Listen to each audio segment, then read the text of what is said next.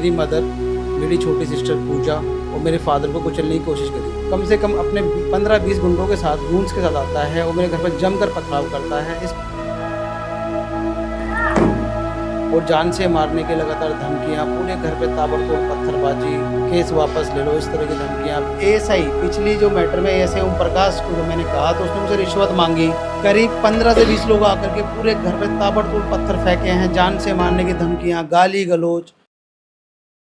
नमस्कार, मैं पूनम और आप देख रहे हैं झलको दिल्ली। इस समय मौजूद है हमारी टीम मंगोलपुरी में, जहां बताया जा रहा है कि बीते दिन एक वकील के परिवार पर हमला हो जाता है। आइए जुड़कर जानेंगे वहीं के लोगों से, वकील के परिवार से, कि आखिर क्या पूरा मामला था और पुलिस ने क्या इन्वेस्टिगेशन, क्या हुआ है आपके पैर में। एक करण नाम का लड़का है जो हमारी गली में रहता है, उसने 18 तारीख को मेरे पैर पर गाड़ी चढ़ा दी थी। 18 मार्च को। 18 तब से मार्च अभी तक ठीक नहीं हुआ है। नहीं नहीं, ये ठीक नहीं हुआ है। क्या बताया डॉक्टर ने। डॉक्टर बोल रहे उसका मांस फट चुका है। हाँ जी। तो किस बात को लेकर झगड़ा हुआ है। कोई बात नहीं थी, ऐसी ही अव्वे खामती में ही दारू पी के गाली गलौज कर रहा था। और जब आप हम लोगों ने कोई कमेंट पास किया, क्योंकि अक्सर हमने कोई कमेंट पास नहीं किया, अपने आप ही दारू पी के सुबह सुबह मॉर्निंग में 8 बजे का टाइम है, गाली गलौज कर रहा था। जब हमने उनके घर पर जाकर शिकायत की भाई कि आप अपने बेटे को समझा लो, हमें गाली बक रहे हैं, तो उसने सामने से देखा, पार्किंग के सामने से, और सीधा अपनी क्रेटा कार लेके आया और ऊपर चढ़ा दी। कल भी हमारे घर पे पत्थराव हुए।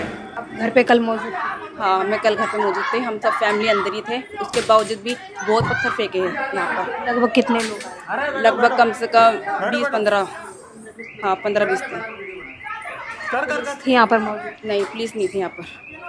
वीडियो में तो दिख रहा है पुलिस। हाँ, एक बीट वाला था उनके साथ, वो बाद में आया था उनके साथ। पत्थर तो वो फेंक चुके थे। उसके बाद वो जब उन्होंने थोड़ा सा से भीड़ इकट्ठी थी तो तब वो खड़ा हुआ था उनके साथ में।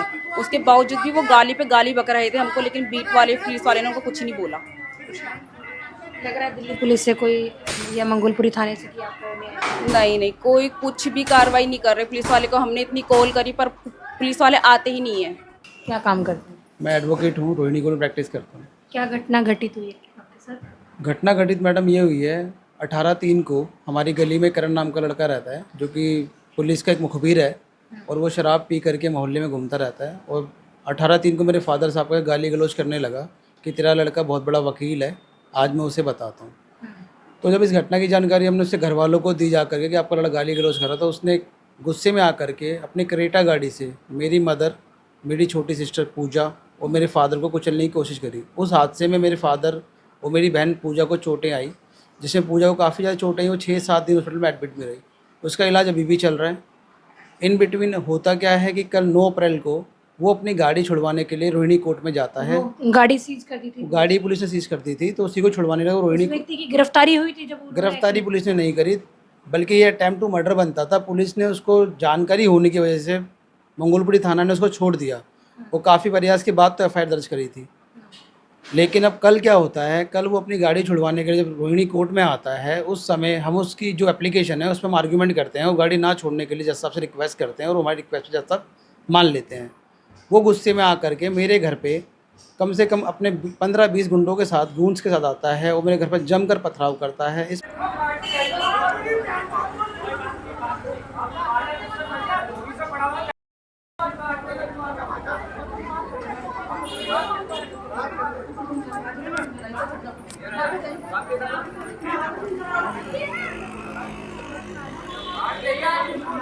लाले भाई उसको आराम से हेल्प कर यार।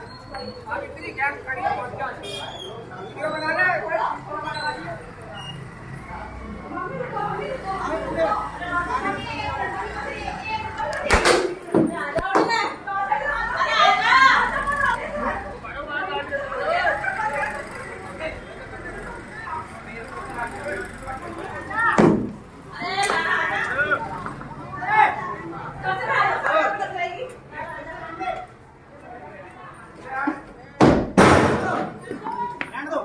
पथराव में मेरे फादर को भी चोट आई है, मदर को भी थोड़ी बहुत लगी है, और जान से मारने की लगातार धमकियां, पूरे घर पे ताबड़तोड़ पत्थरबाजी, जान से मार देंगे, गला काट देंगे, केस वापस ले लो, इस तरह की धमकियां पहले भी दी थी। कल भी मैंने थाना एसएचओ को कंप्लेंट दी है, अभी तक कोई अरेस्टिंग नहीं हुई है। रात को शायद दिखाने के लिए 2 लड़के बैठा रखे थे, जो शायद अब छोड़ दिए हैं।